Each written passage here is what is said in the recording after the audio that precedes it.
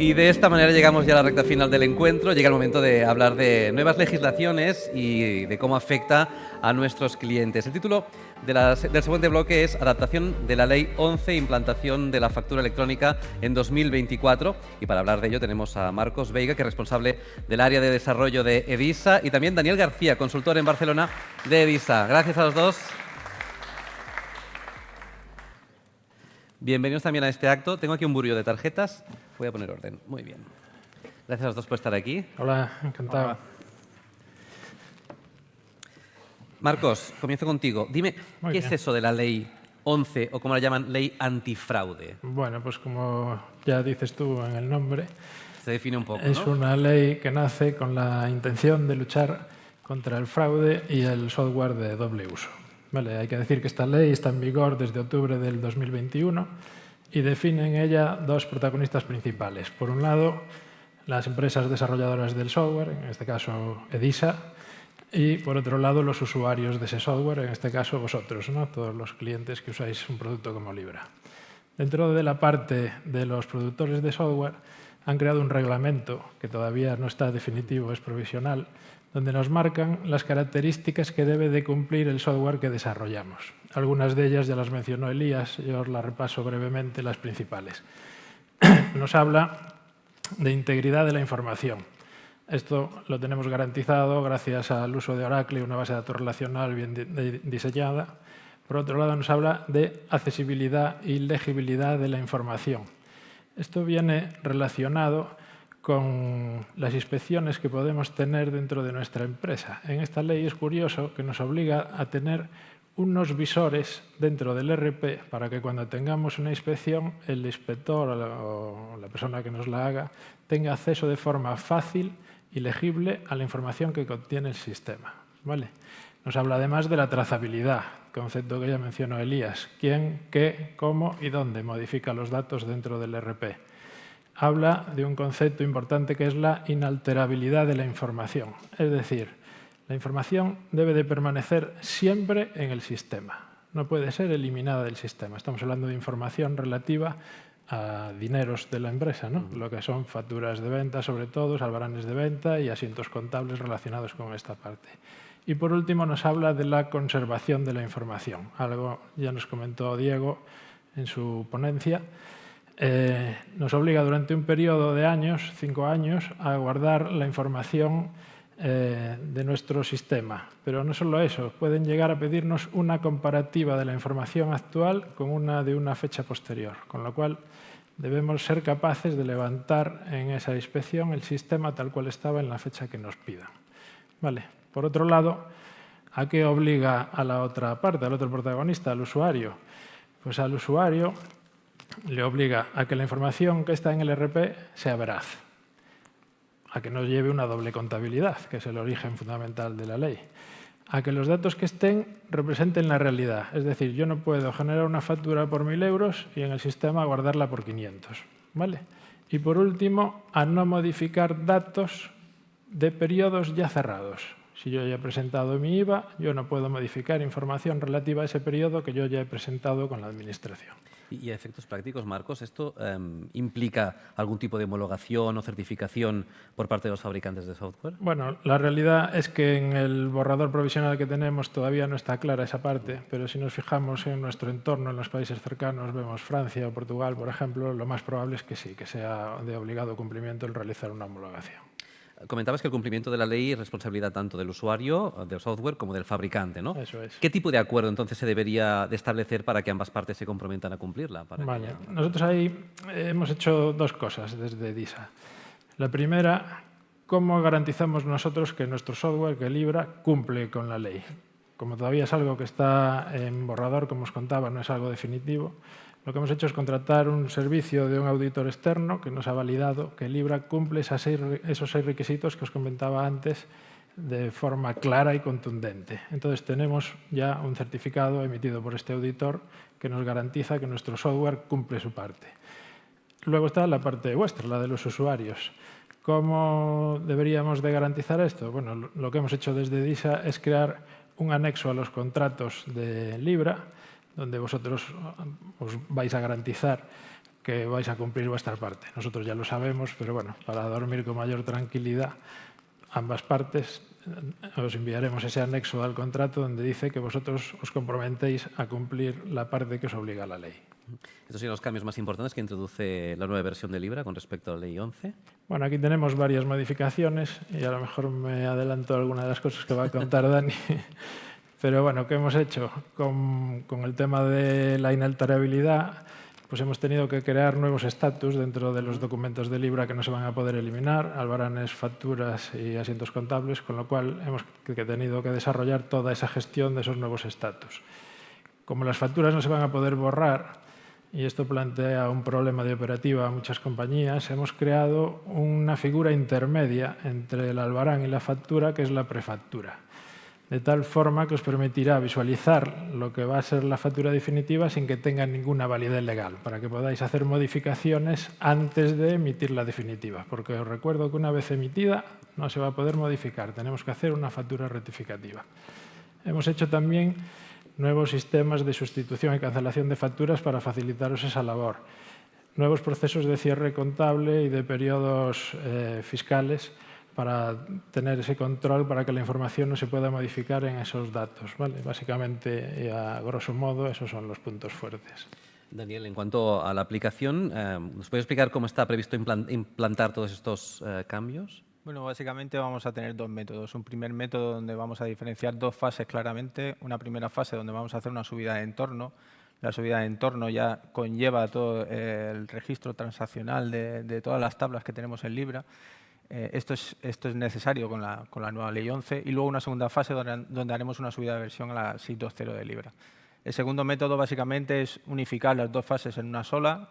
Y bueno, y esto va a depender un poco de la dificultad de cada una de las instalaciones del cliente y va a ser consensuado con el equipo técnico del cliente y con el equipo de DISA. Bueno, luego básicamente es un poco la explicación que ha dado Marcos en tema de en qué nos va a afectar, el tema de que debemos recordar todos que no vamos a poder eliminar ningún tipo de transacción documental. Estamos hablando de pedidos y de albaranes. Y que lo que va a permitir es anular este tipo de documentos y que con la factura y con los asientos a periodo cerrado, como decía Marcos, no vamos a poder ni hacer eso, que tendremos la opción de la factura rectificativa, como bien ha dicho, y que aparece el concepto de la prefactura, esto es, dijéramos que lo crea Libra para ayudarnos un poco en este proceso y básicamente, en esencia, es lo mismo que una factura, tiene los mismos datos a nivel de precios, descuentos, datos fiscales, pero no tiene un valor fiscal, dijéramos. Entonces, bueno, esto en definitiva va a ser un proceso de análisis, de cambios, de modificaciones en el cliente. Sobre todo tendremos que analizar muy bien todo lo que todos conocemos como la carpeta de adaptaciones, ¿no? Todos los programas que tenemos desarrollados en casa especiales.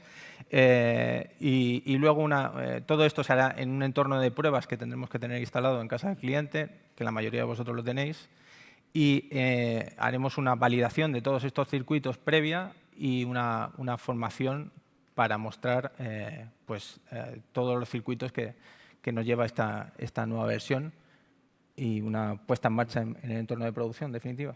Y en relación a las copias de seguridad, ¿qué es lo que indica esta nueva ley? Bueno, un poco lo que decía Marcos, es muy estricta al respecto y requiere tener los últimos 5 años fiscales. Claro, aquí el concepto de copia de seguridad cambia un poco de lo que conocíamos hasta ahora. Es decir, hasta ahora teníamos la copia de seguridad y bueno, recuperábamos una tabla, recuperábamos unos datos de un año en concreto y tal. La ley es muy exigente. Ahora nos obliga a recuperar un momento exacto en el tiempo pasado. Es decir, ¿qué es lo que necesitamos para eso? Pues necesitamos copias de programas, de base de datos, de los servidores, de todas las máquinas virtuales que existían en ese momento. ¿Por qué? Porque si intentamos recuperar algo de hace 2 años, probablemente a lo mejor no teníamos ni la misma versión de Libra, a lo mejor no existían los mismos programas, no nos cuadra la base de datos que tenemos actualmente con los programas que habían entonces, por lo tanto tenemos que restaurarlo todo. Marcos, cambiamos de tercio. ¿Qué es la ley de Crea y Crece? Bueno, la ley Crea y Crece, como indica su nombre, es una ley que aparece o se crea con la finalidad de provocar la facilidad de creación de nuevas empresas y de crecimiento de las empresas. En la parte de creación es algo que bueno, han arreglado y mejorado los procesos administrativos para que sean más cortos. Esa parte del Libra no se ve muy afectado. Pero la parte del Crece, ¿qué mecanismos se han inventado para intentar potenciar el crecimiento de las empresas? Como todos sabéis, la ley de facturación actual marca un plazo máximo de 60 días para el pago de cualquier factura, un plazo que no cumple nadie. Las administraciones públicas son las primeras que no lo cumplen, ¿no? Correcto. Entonces, lo que se busca con esta ley y con este mecanismo del Crece es que eso se empiece a cumplir, ¿vale? Y se reduzcan los plazos de pago. Para ello han diseñado la factura electrónica y con ello intentarán que se acorte ese plazo de pago. ¿Cómo lo han hecho? Bueno, pues el modelo de facturación electrónica que se va a implantar en España es un modelo similar al modelo francés, que tiene dos peculiaridades con respecto a otros modelos que hay en el mundo. Uno que es que entran en juego las plataformas privadas de facturación electrónica, se podrá timbrar las facturas o comunicar a través de organismos privados, no solo el público, va a haber las dos figuras. Y el segundo, que tiene un acuse de recibo. Ese acuse de recibo quiere decir que no solo tengo que emitir la factura, sino el que la recibe tiene que avisar qué ha ocurrido con esa factura y además tiene que avisar e indicar la fecha en la que se va a producir el pago de esa factura. ¿Vale? ¿Y quién está obligado a cumplir la ley? Esta ley es de obligado cumplimiento para todo el mundo. Vale. Lo que pasa es que se va a hacer de forma escalonada. Empezarán en un primer tramo las empresas que facturan más de 8 millones de euros y luego se irán incorporando el resto. Un poco lo comentabas ahora, pero déjame que te vuelva a preguntar. ¿Podemos timbrar las facturas directamente con Hacienda o necesitaremos de alguna empresa homologada para hacerlo? Sí, no. Como os contaba, introducen la figura de proveedor privado, pero también va a haber una plataforma pública de facturación electrónica. La solución que va a implementar Libra en este caso es trabajar directamente con esa solución pública, con la plataforma pública. Entonces, si no queremos, es opcional lo de las privadas. Si alguien quiere, por supuesto, Libra se conectará con la plataforma privada, pero de forma nativa nosotros hemos decidido trabajar con la pública como hacemos en otros países. Un poquito el ejemplo, el circuito que sería es: genero la factura en Libra, la comunico a la plataforma pública me la devuelve firmada, automáticamente el circuito de Libra la envía por correo electrónico a su destinatario, ya timbrada, una factura válida totalmente. El cliente nos avisa el acuse de recibo de que la ha recibido y luego en el sí, que es la herramienta que han decidido para comunicar la fecha de pago de la factura, el cliente en este caso tiene que comunicar en el sí la fecha de pago de la factura que le hemos emitido. ¿El reglamento que está en borrador prevé algún tipo de código QR o cambios en el formato, además de enviarlo electrónicamente? Bueno, la ley está en borrador, el reglamento está en borrador, se prevé que se apruebe ahora en diciembre, con lo cual es probable que el año que viene, en enero, entre en vigor. Nos dice que el formato en PDF es obligatorio durante el primer año, ¿vale? Porque como se arranca en escalones, el primer plazo son empresas de más de 8 millones y luego el resto, te puedes encontrar con que trabajes con un cliente que no esté dentro de la facturación electrónica todavía. Entonces, ese primer año no solo es obligatorio el XML timbrado o VL, que es lo que se va a usar, sino que además tenemos que emitir el PDF. No está claro en el reglamento si va a haber que pintar un QR o no. Lo más probable es que sí, por la experiencia que tenemos en otros servicios como TicketBuy o la facturación electrónica de México y otros países, en todos es obligatorio. ¿Y los formatos que se establecen para la emisión de las facturas? En el reglamento provisional nos habla de 4 formatos diferentes, que son VL, CI, EDI y Facturae. En principio, las plataformas privadas están obligadas a trabajar con los 4. Le podéis comunicar el que queráis, ellos tienen obligatoriedad de entenderlo. Pero la plataforma pública solo va a trabajar con uno. En el reglamento provisional hablan de Facturae, pero en las últimas reuniones que hemos tenido se van a decantar, en el definitivo lo más probable es que venga un VL, que digamos que es el estándar de facturación electrónica a nivel mundial. Y el calendario, apuntabas 2024 para la aplicación de la ley. ¿Es un calendario realista o depende de factores? Sí, a ver, depende de que se apruebe. Ahora está en el reglamento provisional, lo han enviado a Europa, que es el último paso para aprobarlo. Se prevé que se apruebe en diciembre, esperan que no haya ningún retraso, con lo cual tendríamos 12 meses para la puesta en marcha. Vale. Es escalonado, como os decía, y aquí lo han complicado un poquito por el tema del acuse de recibo. Entonces, a ver si soy capaz de contaros sin liaros. En el primer tramo, que serían a los 12 meses, es decir, si se aprueba en diciembre, el 1 de enero del 25 empezaríamos a facturar electrónicamente las empresas de más de 8 millones, que facturen más de 8 millones de euros, ¿vale? Y ahí tendrían que facturar y hacer el acuse de recibo a través del SI. A los 12 meses entrarían el resto de empresas que haya, todo el mundo, a la parte de facturación electrónica. Pero al tema de la comunicación de la fecha de pago solo entrarían las empresas que facturen entre 6 y 8 millones. Porque como el mecanismo es el SI, ya sabéis que las empresas de menos de 8 millones no están obligadas a presentar el SI. Y luego hay 2 tramos más para esas empresas de menos de 8 millones, ¿vale? Un tramo de otro año para las de menos de 8 millones y el último tramo de un año es para autónomos y profesionales independientes. ¿Y cuáles son los cambios que se han aplicado en Libra para adaptarse a esta nueva ley? Bueno, Libra ya tiene un circuito de facturación electrónica desde hace muchos años. Hace 12 años que implantamos la primera en México, ya tenemos mucha experiencia. Y lo que hemos hecho es utilizar el circuito que ya tenemos adaptado a las necesidades que nos marca el reglamento español. Aquí hay una peculiaridad, como en España somos así, pues hemos tenido que dotar a nuestro circuito de facturación electrónica la posibilidad de que convivan 2 sistemas de facturación electrónica a la vez. Porque, por ejemplo, las empresas que ya están timbrando el Ticket Buy en el País Vasco, va a ser obligatorio que timbren en los 2 sistemas, Ticket Buy y facturación electrónica. Muy bien. Daniel, acabamos contigo. Dinos cómo se solapan los 2 proyectos, la Ley 11 y la factura electrónica. ¿Son realmente 2 proyectos o pueden ser un solo proyecto? A ver, lo ideal sería que lo hiciéramos en paralelo, pero no va a ser posible. Nos vamos a tener que avanzar un poco y prever.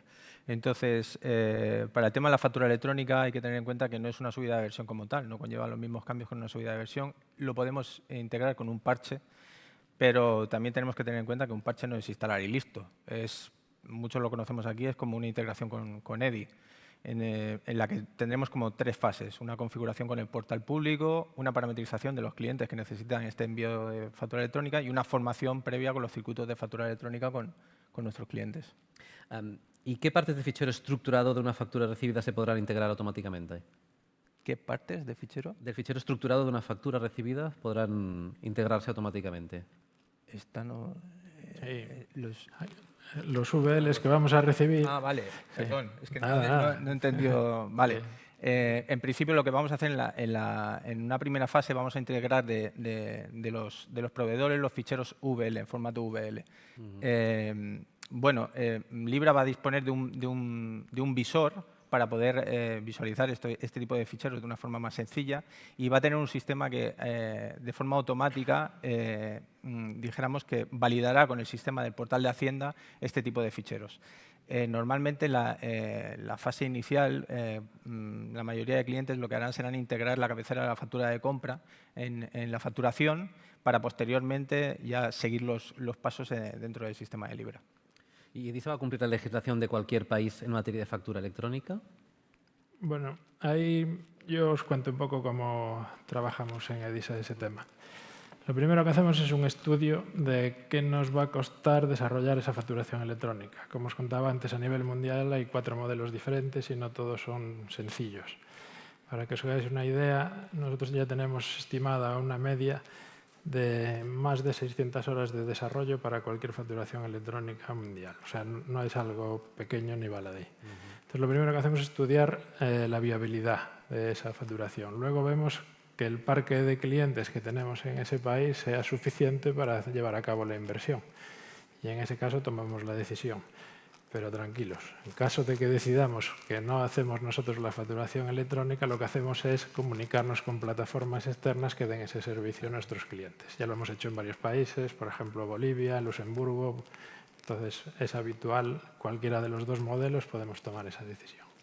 Marcos y Daniel, muchas gracias. Nada, un placer. Un abrazo y un saludo y un aplauso para ellos.